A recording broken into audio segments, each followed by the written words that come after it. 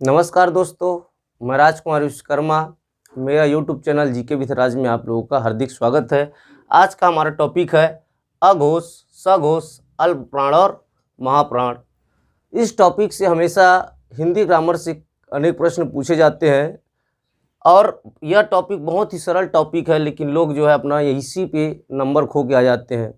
इस वीडियो के पश्चात आपको कभी भी अघोष, सघोष, अल्प प्राण और महाप्राण में दिक्कत नहीं होगा।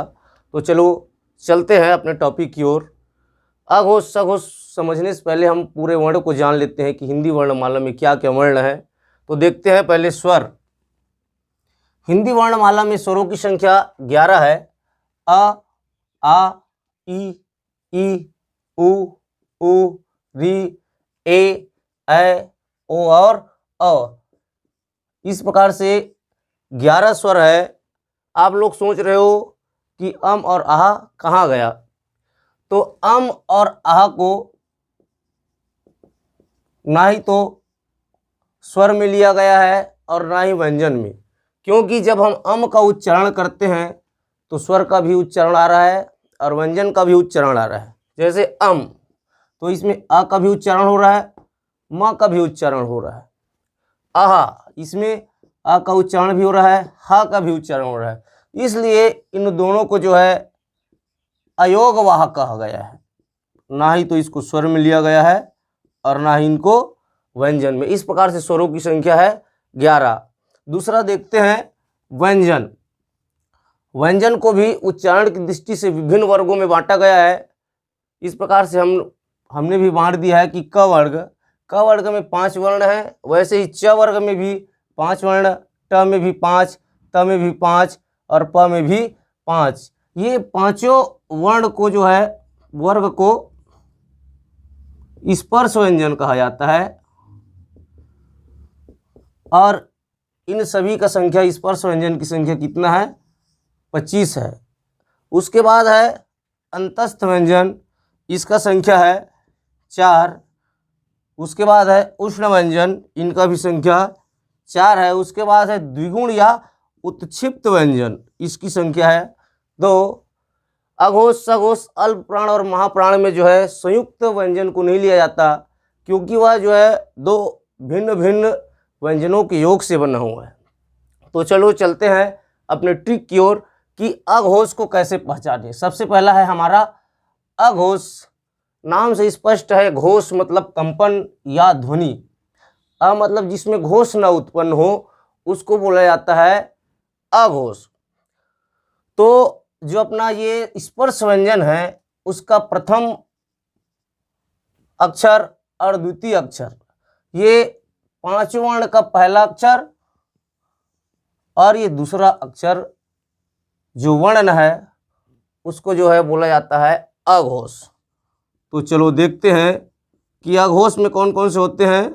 स्पर्श व्यंजन का प्रथम पंक्ति और दूसरा पंक्ति, ये क्या है? अघोष है। वैसे ही उष्ण में उष्ण का पहला सा, दूसरा सा और तीसरा सा क्या है? अघोष है। उष्ण का पहला सा, दूसरा सा और तीसरा सा, ये है अघोष। देखो कितने अच्छे से हमने जो है अघोष को क्लियर कर लिया। अघोष क्या है? 5 वर्ण का पहला और दूसरा वर्ण और उष्ण का पहला सा, दूसरा सा और तीसरा सा। उसके बाद चलते हैं सघोष में।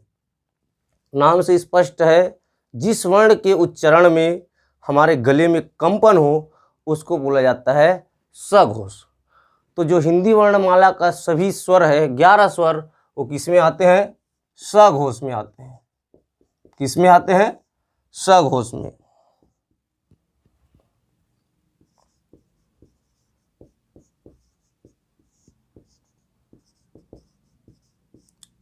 क्योंकि इन स्वरों के उच्चारण में हमारा गले में कंपन होता है। एक बार स्वयं उच्चारण करके देखिए। अ, आ, ई क्या हो रहा है? हमारे गले में कंपन हो रहा है, इसलिए ये सभी क्या है, सघोष है। वैसे ही व्यंजनों की बात करें तो जो व्यंजन का तीसरा, चौथा और पांचवा वर्ण है स्पर्श व्यंजन का, वो सभी क्या है, सघोष है। क्या है, सघोष है। तीसरा, चौथा और पांचवा क्या है, सघोष। उच्चारण करके देखिए, ग, घ, अंग, ज, झ, इय। क्या हो रहा है, इसमें हमारे गले में कंपन हो रहा है, इसलिए यह क्या है, ये तीसरा, चौथा और पांचवा क्या है, सघोष है। अंतस्थ व्यंजन देखेंगे, अंतस्थ व्यंजन का ये चारों व्यंजन क्या है, सघोष है।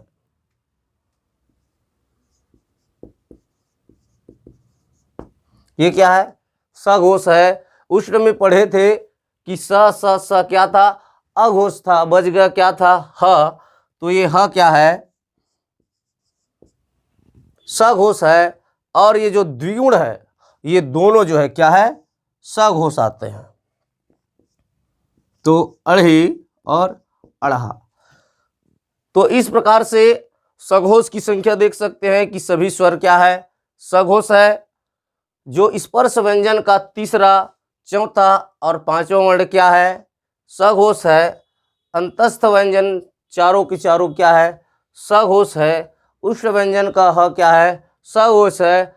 उच्छिप्त या द्विगुण व्यंजन का अढ़ी और अढ़ा भी क्या है, सघोष है। इस प्रकार हमारा अघोष और सघोष क्या हो गया, क्लियर हो गया, कंप्लीट हो गया। अब चलो चलते हैं अल्प प्राण और महाप्राण की ओर। देखते हैं कि अल्प प्राण बहुत ही सरल है। प्राण मतलब वायु, यहाँ जो है प्राण का अर्थ वायु से लिया गया है। अल्प मतलब कम। जिस वर्ण के उच्चारण में हवा या श्वास कम निकले उसको बोला जाता है अल्प प्राण। और इसको याद करने का बहुत ही सरल तरीका है। पहले हम यहाँ से चालू करते हैं अल्प प्राण से। जो स्पर्श व्यंजन है उसका पहला वर्ण क्या है, अल्प प्राण है। दूसरा क्या है, महाप्राण है। तीसरा क्या है, अल्प प्राण है। चौथा क्या है, महाप्राण है। और पांचवा क्या है, अल्प प्राण है। इस प्रकार से देखिए तो अल्प प्राण, तो स्पर्श व्यंजन का पहला, तीसरा और पांचवा क्या है, अल्प प्राण है। पहला, तीसरा और ये पांचवा क्या है, अल्प प्राण है। अंतस्थ व्यंजन, जो अंतस्थ व्यंजन है य, र, ल, व, ये भी क्या है, अल्प प्राण है। कौन सा प्राण है, अल्प प्राण। य, र, ल और ये व अपना क्या है, अल्प प्राण है। उसके पश्चात देखते हैं कि ये स को छोड़ देंगे, उष्ण व्यंजन को। और जो द्विगुण और उच्चिप्त व्यंजन है उसका पहला क्या है, जो पहला दिख रहा है जिसको हम बोलते अढ़ी, ये भी क्या है, अल्प प्राण है। इस प्रकार से हम देख सकते हैं कि अल्प प्राण में क्या है, स्पर्श व्यंजन का तीसरा, पहला, तीसरा और पांचवा क्या है, अल्प प्राण है। फिर अंतस्थ व्यंजन का य, र, ल, व चारों क्या है, अल्प प्राण है। और द्विगुण या उच्छिप्त व्यंजन का जो पहला है अढ़ी, वो क्या है, अल्प प्राण है। उसके बाद हम चलते हैं महाप्राण की ओर। पहले ही बताया हूँ कि महाप्राण ये दूसरा, चौथा क्या है, महाप्राण है। अल्प प्राण से चालू करना है, अल्प प्राण, महाप्राण, अल्प प्राण, महाप्राण और अल्प प्राण। तो महाप्राण में कौन कौन से आ गए, स्पर्श व्यंजन का दूसरा और चौथा वर्ण, स्पर्श व्यंजन का दूसरा और चौथा वर्ण आ गया। उसी प्रकार से अंतस्थ व्यंजन क्या था, इधर था अल्प प्राण। तो जो उष्ण व्यंजन है ये क्या है, ये चारों चारों क्या है, महाप्राण है। स, स, स और ये ह। उसके बाद देखते हैं कि द्विगुण या उत्क्षिप्त व्यंजन में क्या बच गया था, अढ़ा। ये भी क्या है, महाप्राण है। देखो कितने आसानी से हमने अघोष, सघोष, अल्पप्राण और महाप्राण को याद कर लिए। यदि ये ट्रिक आप याद करते हैं तो कभी भी जो है अल्पप्राण और महाप्राण, अघोष और सघोष में आपको दिक्कत नहीं होगा। आगे ध्यान देंगे, नोट कर लेंगे कि या और व को जो है अर्धस्वर कहा जाता है। क्या बोला जाता है, अर्धस्वर, क्योंकि जो या है वह जो है ई या बड़े ई प्लस अ से मिलकर के बनता है, स्वरों के योग से बनता है, इसलिए यह व्यंजन होते हुए भी क्या है, अर्धस्वर है।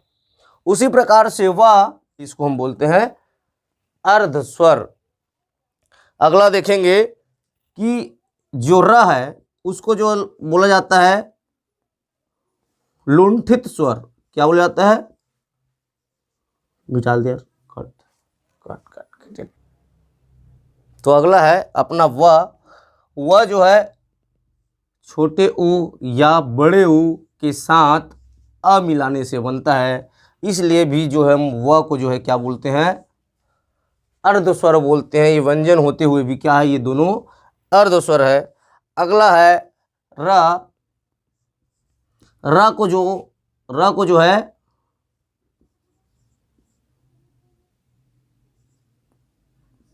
लुंठित व्यंजन बोले जाते हैं। क्या बोले जाता है, र को जो है लुंठित व्यंजन और ल को पार्श्विक व्यंजन बोला जाता है, पार्श्विक व्यंजन। क्या बोला जाता है, यह और वह क्या है, अर्धस्वर है, र क्या है लुंठित व्यंजन और ल क्या है पार्श्विक व्यंजन। इसी तरह हमारा आज का टॉपिक यहीं पे ख़त्म होता है। धन्यवाद। यदि मेरा चैनल आप लोगों को अच्छा लगा हो तो प्लीज़ लाइक, कमेंट और सब्सक्राइब जरूर करें और बेल आइकन दबाना ना भूलें।